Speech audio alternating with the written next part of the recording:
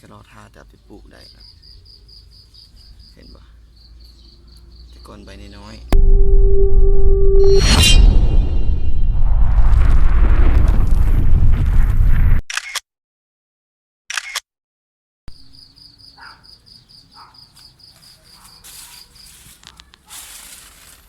นี่คือต้นมะเดื่อที่เราซ้ำไว้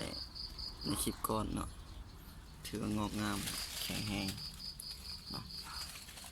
ส่วน2 งานนั้นคืองานที่เอามาซ้ำแทนเนาะก็ถือว่าแข็งแรงเนาะใบเขียวปึงปังขึ้นก็รอท่าแต่ไปปลูกได้นะเห็นปะแต่ก่อนใบน้อยๆเนาะคือกันแต่ก่อนใบน้อยๆ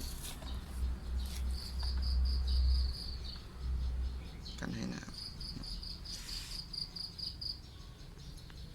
นี่คือถุงฝุ่นที่เราจะปลูกบ่งเนาะใส่สำหรับบ่งนี่คืองาพันธุ์ที่เราได้ต่อมาวันนี้ก็พอสำนี้ก่อนเนาะก็ต้องติดตามชมหรือเบิ่งคลิปต่อไปเนาะ